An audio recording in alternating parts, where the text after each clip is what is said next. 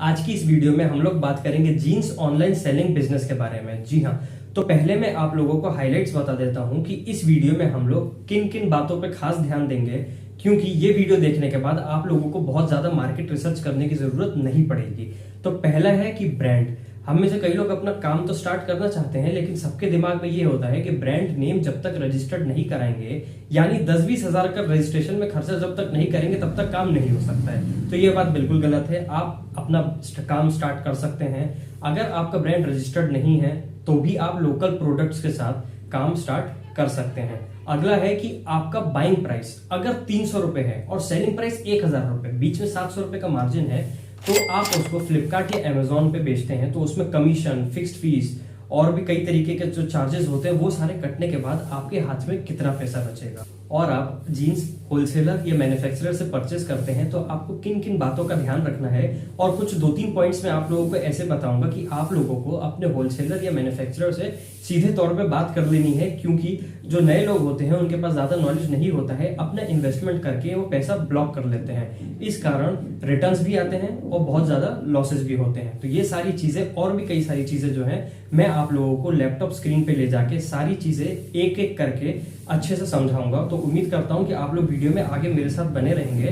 तो ऐसे ही वीडियो देखते रहने के लिए इस चैनल को सब्सक्राइब कर लीजिए, और अगर आप किसी और प्रोडक्ट में काम स्टार्ट करना चाहते हैं तो उसका नाम कमेंट बॉक्स में लिखिए, तो मैं नेक्स्ट वीडियो उस पर बनाने की कोशिश करूंगा। तो मैं अब आप लोगों को लेकर चलता हूं अपने डेस्कटॉप स्क्रीन पे और सारी चीजें मैं आप लोगों को दिखाता हूं और समझाने की कोशिश करता हूं। तो जैसा कि मैंने बताया था कि अगर आपने अपना ब्रांड रजिस्टर्ड नहीं कराया है या ब्रांड रजिस्टर कराने में स्टार्टिंग में आप लोग इंटरेस्टेड नहीं है, बहुत ज़्यादा खर्चा करने में, तो बिना ब्रांड नेम लिए आप लोग कैसे काम कर सकते हैं। अगर आप लोग फ्लिपकार्ट या अमेजोन पे कहीं पे भी काम करेंगे तो उसमें ये देखेंगे आप check for brand you want to sell, इसका ऑप्शन दिखाई देगा। अगर आप अपने कोई ब्रांड नेम से सिलेक्ट करके बेचना चाहते हैं तो वो भी कर सकते हैं। और एक चीज़ का आप लोगों को ध्यान रखना होगा कि लिवाइस, फ्लाइंग मशीन जैसे जो बड़े बड़े ब्रांड्स होते हैं उनका कॉपी प्रोडक्ट भी लेके आप सेल ना करें। आप देखिए, जैसे मैं यहाँ पे करता हूँ BBL, ये मैं यहाँ पे सर्च करता हूँ चेक ब्रांड।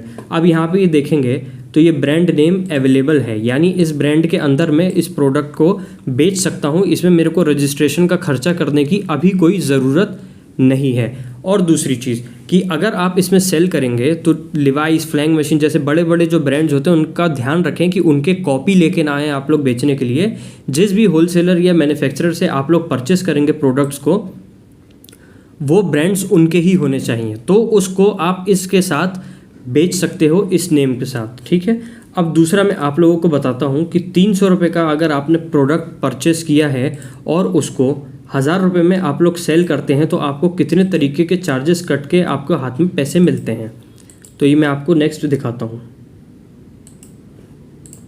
यहाँ पे आ जाएंगे तो यहाँ पे अब यहाँ मैं कैलकुलेटर खोल लेता हूँ, साथ ही साथ सारी चीज़ें आप लोगों को कैलकुलेट करके भी लेके चलूँगा, तब आपको एक्यूरेट में मालूम पड़ेगा कि 1000 रुपये का अगर आप प्रोडक्ट अपना सेल कर रहे हैं तो कितना पैसा आपके हाथ में बचता है। तो यहाँ पे देखेंगे commission, fix fees, collection fees, shipping fees और रिवर्स शिपिंग फ़ीस, ये यहाँ पे मेंशन है। इतने तरीके के ही चार्जेस लगते हैं। तो यहाँ से अब हम इसको कैलकुलेट करना शुरू करते हैं। तो ये कैलकुलेटर खोला। अब इसमें जैसे सेलिंग प्राइस है 1000 रुपये, 1000 रुपये में प्रोडक्ट हमारा बिक चुका है, तो उसमें से सबसे पहले माइनस करना होगा हमको कमीशन। आप किसी भी मार्केट प्लेस पे जाएंगे तो वहाँ पे कमीशन आपको देना ही पड़ता है।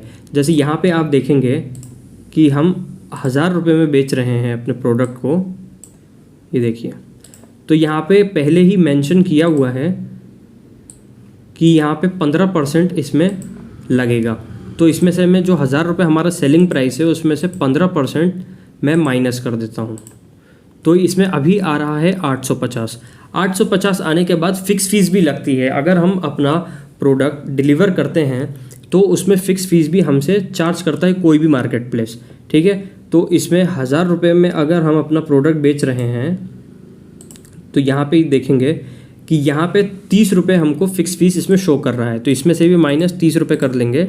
30 रुपये माइनस करने के बाद इसमें से कलेक्शन फ़ीस लगती है। कलेक्शन फ़ीस यानी जो कस्टमर के पास अगर COD करता है, वो कैश ऑन डिलीवरी, तो कैश वो पैसे देता है तो उसका हैंडलिंग चार्ज लगता है, तो उसको 2% माइनस कर देंगे। तो उसमें से पूरे अमाउंट पे से 20 रुपये ये माइनस हो जाएगा, तो ये हो गया 800 रुपये। अभी इतना पैसा अभी हाथ में आ रहा है, बाकी कट चुका है। अब इसमें क्या होता है कि कस्टमर परचेस करता है तो उसको फ्री शिपिंग देते हैं, ठीक है, फ्री शिपिंग देते हैं। अब यहाँ पे आप देखेंगे तो यहाँ पे अलग अलग तरीके के सब चार्जेस दिए हुए हैं। अगर आप लोकल में बेचते हैं, जोनल में बेचते हैं, या कहीं भी बेचते हैं पूरी कंट्री में, तो उस हिसाब से दिया रहता है। तो जैसे फ्लिपकार्ट पे आप जाएंगे तो इंडिया का ही मेन दिखाता है वो, तो लोकल, जोनल और नेशनल दिया है। तो जब भी आप इसको कैलकुलेट करें, नेशनल ही माइनस करें कुरियर चार्जेस, ठीक है, तो आप पे करेंगे, कस्टमर को फ्री शो करेगा।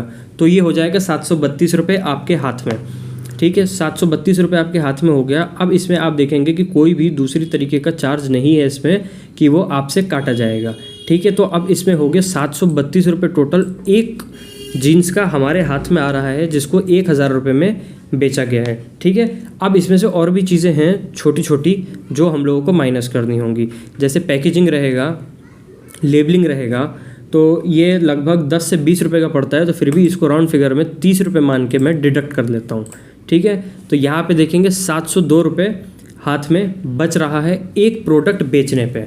अब इसको हम एक तरीके से और कैलकुलेट करें तो मान लीजिए कि हमने 100 प्रोडक्ट डिलीवर किए, ठीक है, और इतना पैसा हमारे हाथ में बच रहा है, ठीक है, 100 प्रोडक्ट डिलीवर किए। ये होता है हमारा 70,200 रुपये सारे चार्जेस काटने के बाद, और हमारा परचेजिंग प्राइस था 300 रुपये, तो वो होता है हमारा 30,000 रुपये 100 पीस का। तो उसको माइनस कर लेंगे तो ये हमारा प्रॉफिट बचता है 40,200 रुपये। ये तो बहुत बड़ा अमाउंट है, एकदम डबल प्रॉफिट बच गया है। लेकिन अभी भी इसमें कई सारी चीज़ें बाकी हैं, तो मैं अब आप लोगों को वो भी माइनस करके दिखाता हूँ।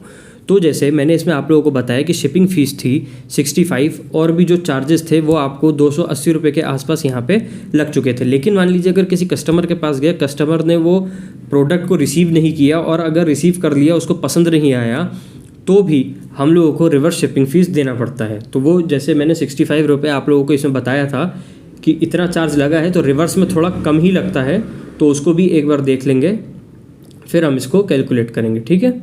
अभी रिवर्स में देखेंगे तो यहाँ पे भी हमको उतना ही अभी दिखा रहा है अपडेट होने के बाद, ठीक है। तो इसमें 78 रुपीज़ एक पीस का हमको अभी शो कर रहा है, ठीक है, 78 रुपीज़ हमको एक पीस का शो कर रहा है अभी इसमें। और उसके बाद जो आपका पैकेजिंग वेस्ट होगा, लेबलिंग वेस्ट होगा, ये कुछ चीज़ें रहती हैं जो कस्टमर के पास जाती है, फिर आते हैं, फिर ये चीज़ें वेस्ट हो जाती हैं। तो इसको 100 रुपये पर पीस का मान लेंगे, और 50% रिटर्न आता है, ठीक है। 100 रुपये के हिसाब से होता है, अगर 50% भी आपका रिटर्न आता है तो वो होता है 5,000 रुपये, ठीक है। तो इसमें से हम माइनस कर देंगे 5,000 रुपये। तो अब आप देखेंगे इसमें हम लोगों ने क्या क्या कैलकुलेट किया। जैसे हमने इसमें परचेस किया था और सेलिंग किया था, सेलिंग प्राइस के साथ सारे चार्जेस जो थे, reverse shipping fees, collection fees, fixed fees, commission, ये सारी चीज़ें हम लोगों ने काट दिया। साथ ही साथ जो हम कुरियर में पैकेजिंग और लेबलिंग करते हैं, मतलब जो लेबल लगाते हैं, नेम एड्रेस लिखा रहता है, वो भी सब हमने डिडक्ट कर लिया। 50% रिटर्न भी मान लिया एज्यूम करके। उसमें भी इतने मार्जिन के साथ अगर काम करते हैं तो 35,000 रुपये बचता है, ठीक है, 35,000 रुपये बच रहा है इसमें, इसको इतने में सेल करने के बाद। अब अगला आता है कि आप इस बिज़नेस को अगर स्टार्ट कर रहे हैं तो आप होलसेलर या मैन्युफैक्चरर से जिससे भी आप परचेस करेंगे, तो उससे आपको 2-3 पॉइंट्स क्लियर उसको कह देने हैं, बता देने हैं, जो मैं आप लोगों को बता रहा हूँ। क्योंकि इस बिज़नेस में क्या होता है कि स्लिम फिट, रेगुलर फिट और पेंसिल फिट, और इस टाइप के कई तरीके के फिट जो आते हैं वो मार्केट में चलते हैं।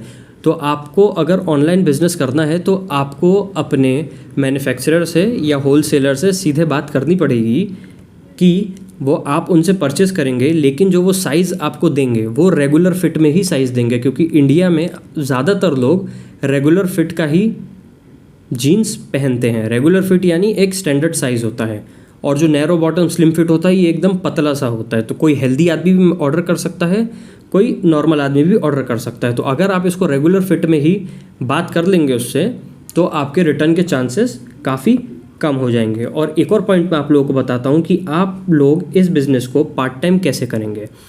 इस बिज़नेस को पार्ट टाइम कैसे करते हैं, अगर आप फ्लिपकार्ट या अमेज़ॉन पे कहीं पे भी लिस्ट करते हैं अपने प्रोडक्ट्स को, तो लिस्टिंग के समय पे जब कुरियर का जो ऑप्शन आपको उसमें शो करता है तो उसमें टाइम दिखाता है। तो उसमें जब भी आप फ्री रहते हैं 6 बजे से 8 बजे तक या 1 बजे से 2 बजे तक, 1 घंटा या 2 घंटे का, तो उसमें आप अपना टाइम सेट कर देंगे।